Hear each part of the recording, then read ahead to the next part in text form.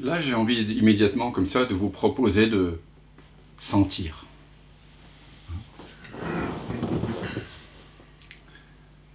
Ceux qui me connaissent un petit peu, ou qui ont fait des stages avec moi, ou des satsangs, savent que j'invite à cette reconnaissance de notre vraie nature, à cette ivresse d'être par diverses bouteilles. Mais moi je dis toujours qu'importe la bouteille pourvu qu'on ait l'ivresse.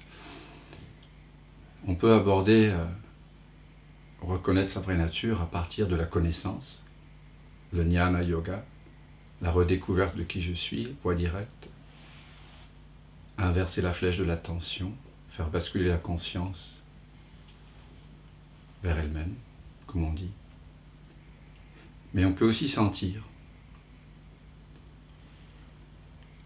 Sentir, pour moi, ça veut dire être avec sans la penser. Ah, il y a encore des invités. Ah. Il y a Louane qui vient nous rendre visite. Pardon du retard. Qui partage aussi la non-dualité.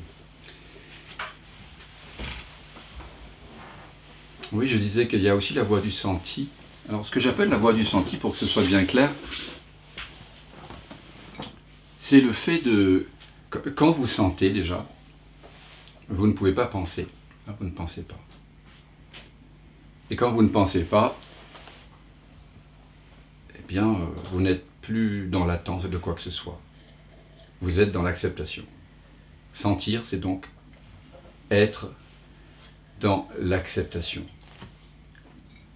On pourrait aussi dire sentir, c'est aimer. Bienvenue à toi. Mon petit bébé, là, nouveau-né, là, qui a 1 mois, bah, il est en train de sentir tout le temps. Il n'a pas de... A priori, comme ça, des piques-têtes à mettre sur son senti.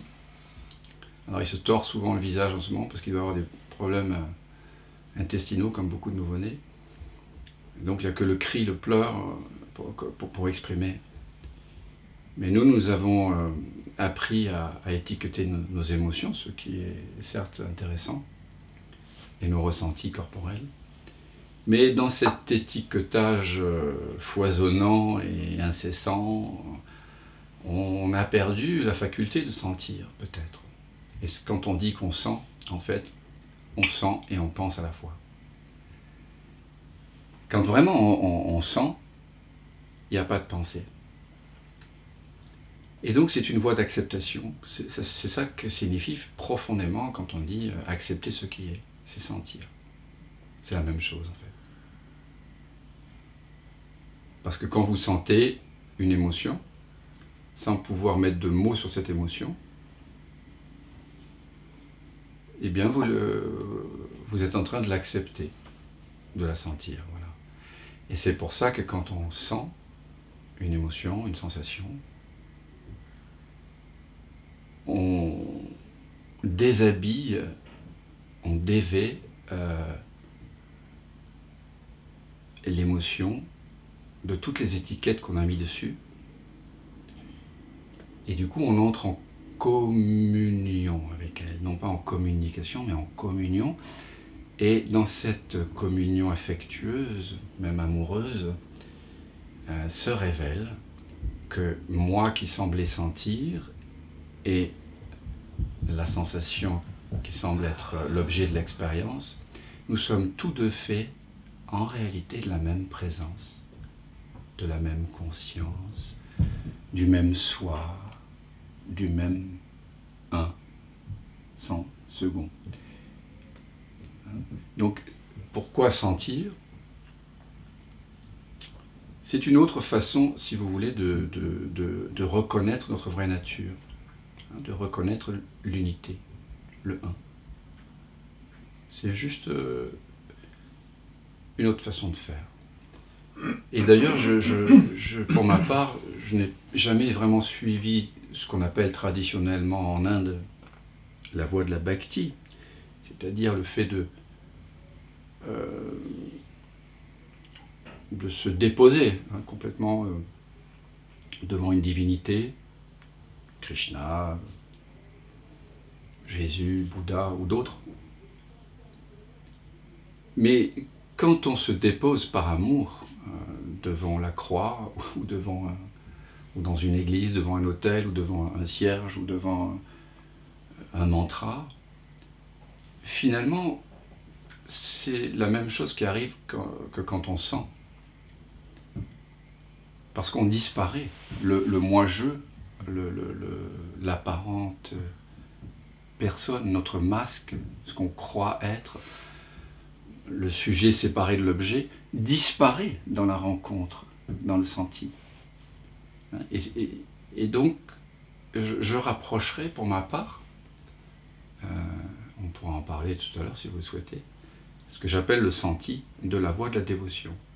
Simplement, au lieu de se dévouer à, par exemple, Krishna, Shiva, la Shakti, le soi, etc., Jésus, Bouddha, devant quoi allons-nous nous agenouiller? Nous allons nous agenouiller devant notre sensibilité, nos sensations, mais aussi nos parts d'ombre, nos désirs, même les plus inavouables. Tout ce qui a longtemps façonné, densifié ce qu'on appelle le moi séparé. Parce que si on n'entre pas en intimité avec ce qu'on appelle communément l'ego, à ce moment-là, notre voie spirituelle risque très vite de devenir du contournement spirituel. Je veux retrouver l'espace, je veux retrouver le soi, la présence, la conscience, pour éviter de sentir certaines choses. Et ces choses-là sont de la mémoire souvent, ce sont des choses qui ont été répétées dans notre vie et qui se trouvent dans le corps sous forme de mémoire, sous forme de, on pourrait dire, de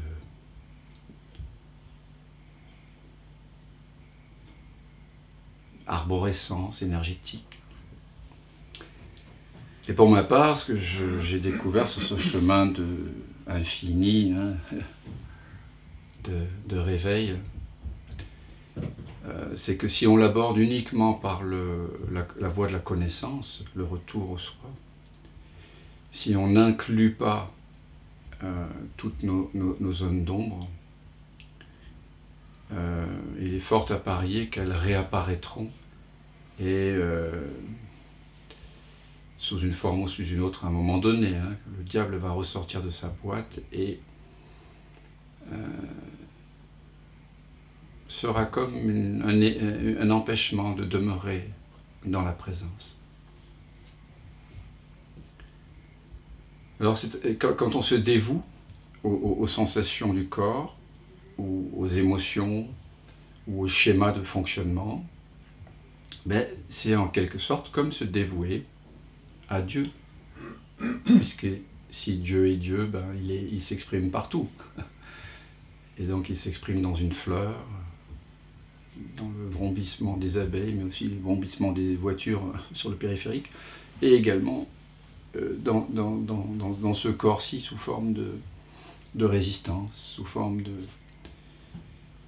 de toute cette gamme d'émotions qu'on peut éprouver en tant qu'humain lorsqu'on a refusé souvent l'expérience directe de la vie. Ce qui s'est engrammé sous forme d'émotions en nous, d'émotions cachées, c'est tout ce qu'on a, c'est l'accumulation de tous ces refus. Tant que l'on croyait être quelqu'un, on a résisté, on a aimé ça, on a préféré ça à ça.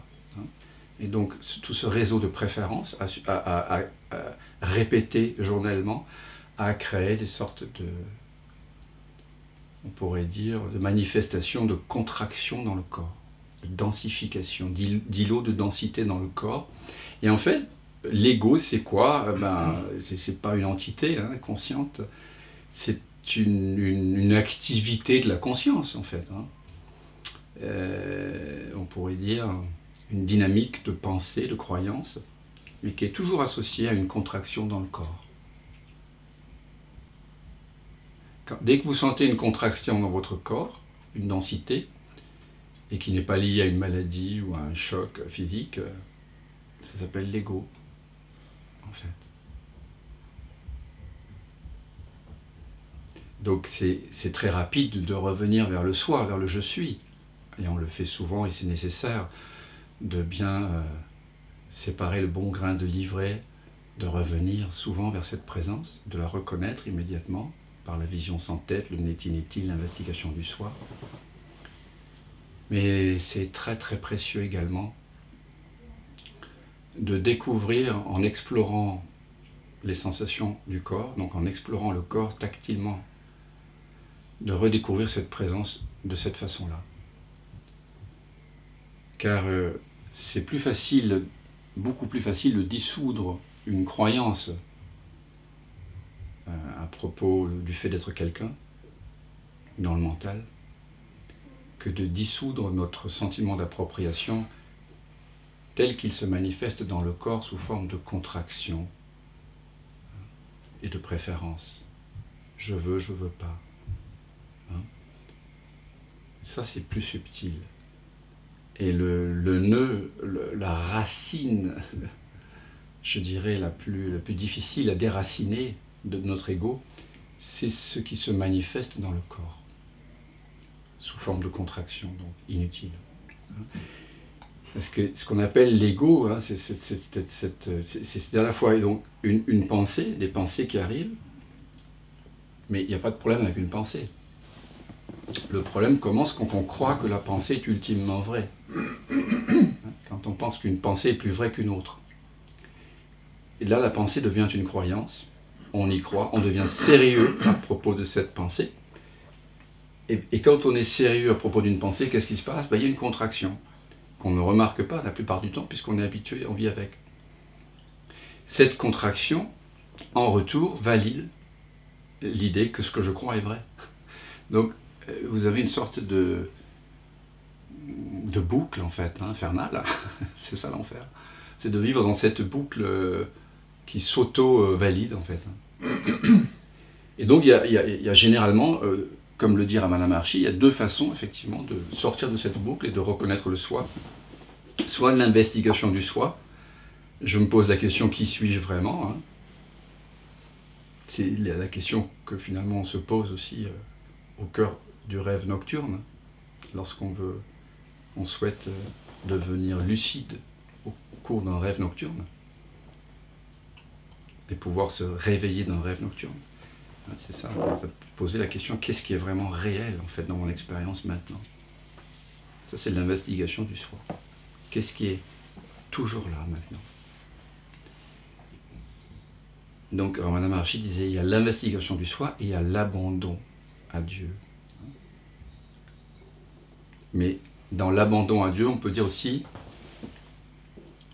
il y a l'abandon au senti, hein, c'est-à-dire à ma contraction corporelle. Je m'adonne complètement à le nœud que je sens dans mon plexus solaire, quand ma sœur ou mon père ou ma mère me parlent comme ça. Je m'adonne complètement à cette peur terrifiante qui me bloque complètement dans le ventre. Lorsque mon chéri ou ma chérie me dit « il faut qu'on parle ». Vous avez déjà entendu cette phrase? Non. Voilà. Donc c'est cette capacité à être avec ce que naturellement nous passons la plupart de notre vie à fuir. Et si on n'est pas en capacité de faire face, mais je dirais plutôt être espace, hein, on n'est pas face à face avec la douleur, on est espace pour la douleur. Si on n'est pas capable d'être espace pour la douleur, pour la peur, pour le désir, pour la jalousie, pour la culpabilité, la honte, l'avidité, il y a peu de chances que ces cette trame-là vibratoire qui en un éclair tout d'un coup nous contracte parfois, alors qu'on a goûté tant de fois à la présence, il y a peu de chances de désactiver ces arborescences. Dans mon expérience et aussi dans la plupart des expériences des gens qui viennent me voir depuis 25 ans pour réapprendre à sentir, pour réapprendre à laisser émerger ce qui se trouve en dessous de la peau. Quand, par exemple, je touche par des mains écouteuses, mais le toucher n'est là que pour aider quelqu'un à sentir ce qui se trouve un petit peu dans des régions un peu plus reculées et qui demandent un peu plus d'attention. Tout ça, c'est une question d'éveiller l'attention, c'est-à-dire éveiller le senti, un senti qui est sans jugement, sans commentaire, sans pensée. Quand on commence à sentir sans penser, alors des choses très profondes vont tout d'un coup émerger qui étaient complètement insoupçonnées avant. Et c'est ce que je partage en fait en séance individuelle depuis 25 ans maintenant. C'est comme ça que j'ai découvert l'importance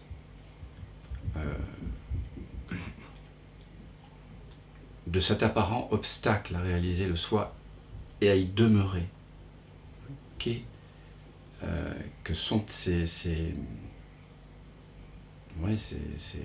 contractions énergétiques. Il ne faut pas croire que ces contractions énergétiques vont disparaître comme par magie parce que vous êtes en capacité de réaliser la vision sans tête et de découvrir que vous regardez le monde en ce moment à partir d'une absence de tête. C'est magnifique et c'est essentiel de le réaliser. Mais ça ne va pas guérir, en tout cas dans 99,99% des cas, toutes ces arborescences mémorielles de contraction qui ont existé et qui ont donné l'illusion d'être quelqu'un pendant 20, 30, 40, 50 ans. Bien sûr que si on demeure dans la présence en continu, alors elles vont remonter dans cette présence et naturellement se dissoudre. Mais c'est très rare qu'on ait accès à cette présence et qu'on y demeure à tout jamais, comme Ramana Maharshi. Enfin, moi, je ne connais pas personnellement de gens qui ont vécu un tel basculement. Bon, et j'ai rencontré pas mal de chouettes personnes depuis 25 ans. Et donc, le fait d'être au contact du corps, c'est pas pour être comme le croient beaucoup de gens qui ne connaissent que l'Advaita Vedanta, ce n'est pas pour entrer dans une voie progressive. Pas du tout. La voie du senti est une voie directe de reconnaissance du soi.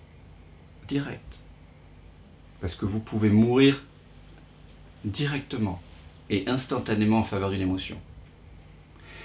Si ça semble prendre du temps, c'est uniquement les résistances conceptuelles qui mettent du temps à se dissoudre. Mais c'est une voie directe et c'est ainsi que je le partage. Que ce soit par le toucher, par le darshan ou simplement par l'invitation à sentir comme ce que nous allons faire ici. Donc la voie du senti, pour moi, c'est une voie directe. Mais on peut, par évocation, par imagination, comme on le fait dans le tantrisme shivaïte du Cachemire, comme dans ce très beau texte que je vous invite à découvrir, qui est le Vijnana Bhairava Tantra. On peut, par l'imagination, donc évoquer des situations qui habituellement semblent avoir le pouvoir dans notre vie de nous contracter, de les faire monter énergétiquement dans une certaine mesure, et puis s'agenouiller devant ces émotions, comme on s'agenouillerait devant le Christ en croix, ou devant le Bouddha. et se fondre complètement avec. C'est comme ça que vont se désactiver peu à peu ces manifestations égotiques profondément enracinées dans le corps. Et donc c'est très important pour moi, dans mon expérience, ça l'a été, je crois pour la plupart des gens, Éric Barré, Rupert Spira, entre autres, Robert Emmerich, je connais bien aussi, serait tout à fait d'accord avec moi pour dire que c'est bien d'aborder la reconnaissance de notre vraie nature, à la fois par la connaissance, par la voie de la connaissance, et par la voie du senti.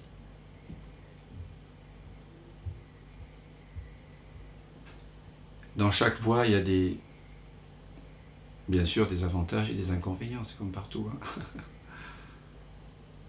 Mais il y a une phrase qui m'a vraiment frappé de Maître Eckhart, XIIIe siècle, hein, le théologien dominicain. Il disait, lorsqu'on cherche Dieu par une seule voie, on perd Dieu caché dans la voie et on trouve la voie. Quand on cherche Dieu par aucune voie particulière, on trouve Dieu tel qu'il est. Et il est la vie même.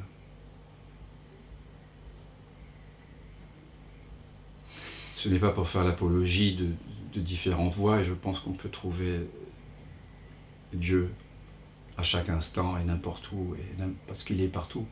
Donc, mais c'est juste pour peut-être s'ouvrir à la possibilité que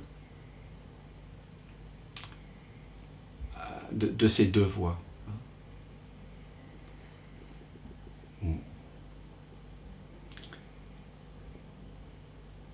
Alors on va faire une petite pratique, parce que ceux qui me connaissent, vous savez que ce qui m'importe, c'est que vous fassiez l'expérience. Je ne fais pas de conférence ici, ça ne m'intéresse pas.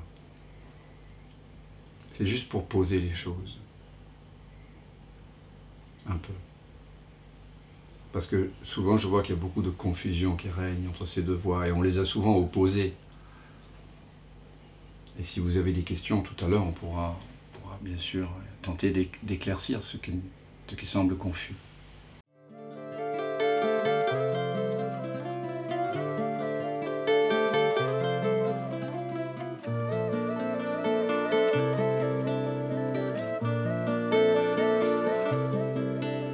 On ne peut lâcher que ce que l'on a tenu, mais comment pourrais-je me détacher de ce que je n'ai pas encore vécu?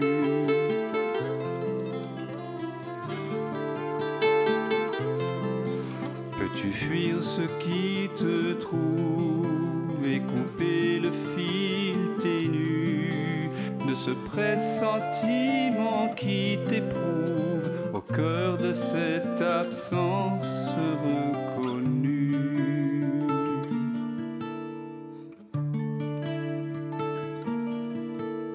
Ceux qui s'obstinent pendant le sommeil, ce que tu sens juste après le réveil, garde la fleur des dérives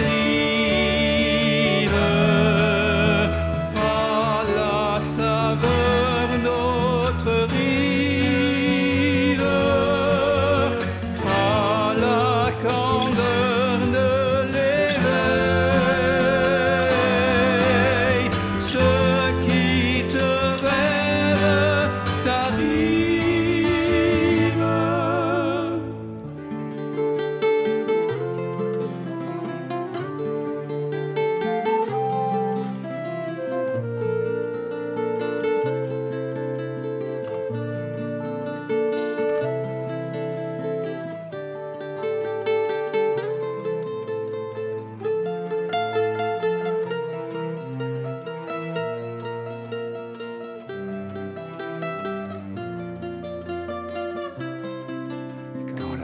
vague se prépare à noyer ton ventre ému.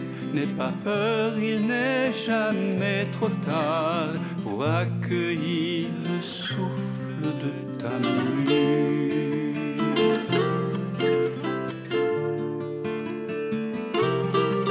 Le passé n'existe pas quand le cœur est mis à nu. En quittant le vu pour vraiment voir, tu cueilles en toi ce monde entreaperçu.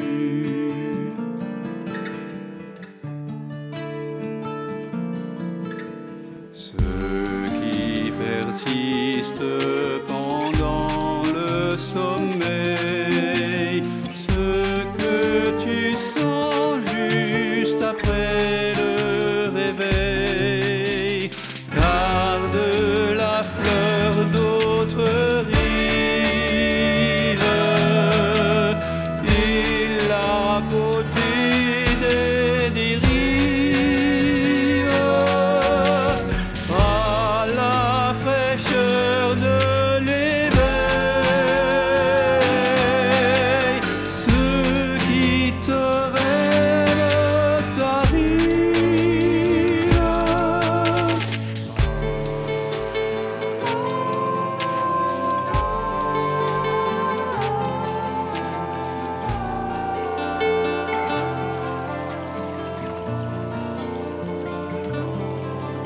On ne peut lâcher que ce que l'on a tenu, mais comment pourrais-je me détacher de ce que je n'ai pas encore vécu?